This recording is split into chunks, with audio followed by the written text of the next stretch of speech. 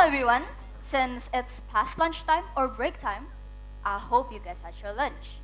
And even if you haven't, I'm pretty sure you can still relate to this little game that we're gonna play together.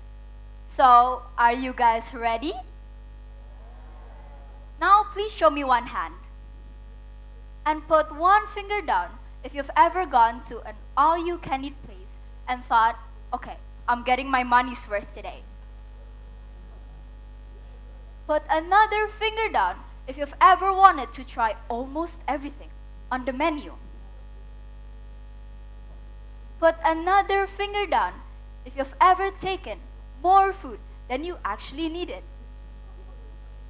And lastly, put another finger down if halfway through the meal you realize that you can't actually finish it. Now show me your thumbs up. And before you put your hand down, you may look around for a second. A lot of us have done that, right? Now you may put your hand down.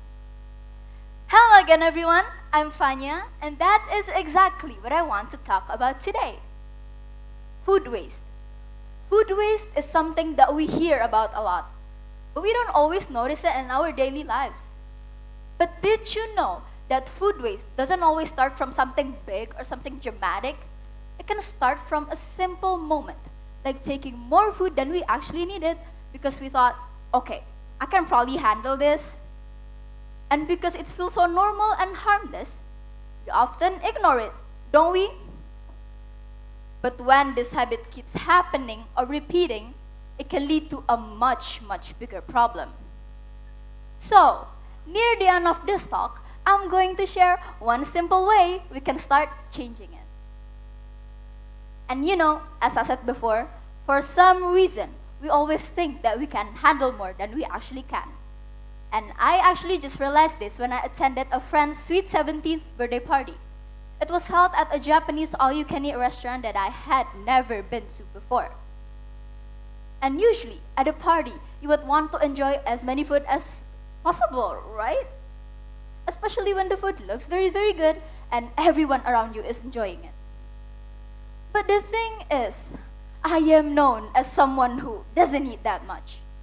But that day, because the place was new to me and I was very, very excited to try it out, plus the food looked very mouth-watering, of course, I had to try as many food as I could.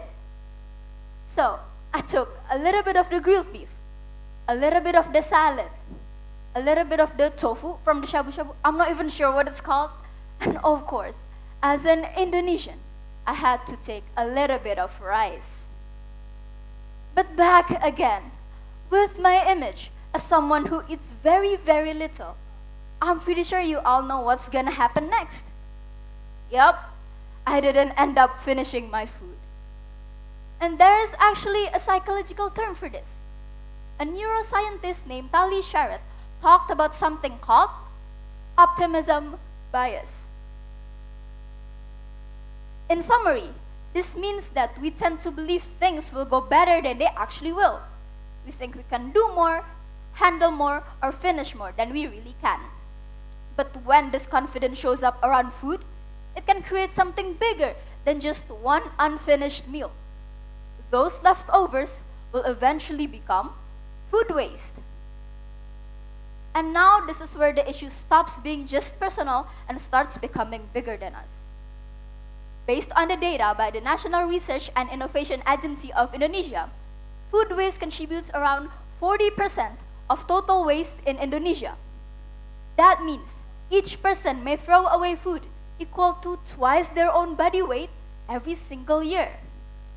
And with that much food being wasted, will some of us live in a world where we can afford to waste food without thinking twice? 1 in 12 people go to bed hungry every single night.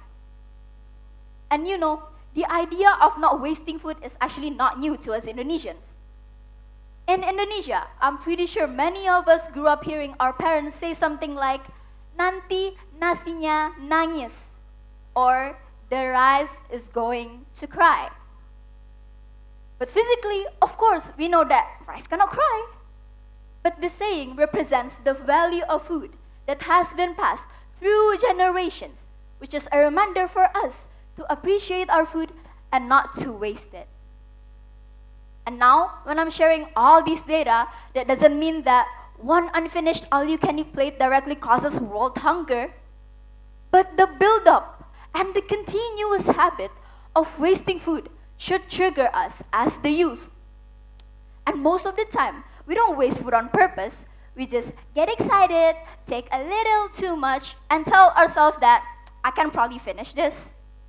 So, the better question is not, can I take more? Instead, let's ask ourselves, do I really need more?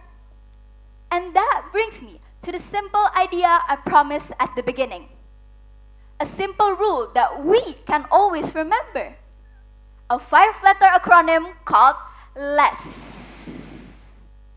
Not the less that you know, but less with an extra S. Because we don't just need a little less of food waste, we need a lot less. So, I present to you L.E.S.S. L is to look before you order. Ask yourself if you're actually that hungry or you're just lapar mata, or when your eyes are bigger than your stomach. And E is to estimate realistically, not based on cravings, not based on the fact that it looks good, but based on what you can really finish. S, to start small. Because remember, you can always go back for another round, but you cannot undo food that has already been wasted. And S, save your leftovers. Store your food nicely in the fridge so it stays safe and appetizing to eat later. And lastly, S, share before it's too late. If you feel full and the food is still untouched or still safe to eat, please share it with your friends or family before it becomes a waste. And by starting through these small actions, imagine what would happen if everyone in this room actually did that. This means that a change into a more sustainable future can start with you, yourself, and us, the youth. So, let's be mindful of our food and waste less. Thank you.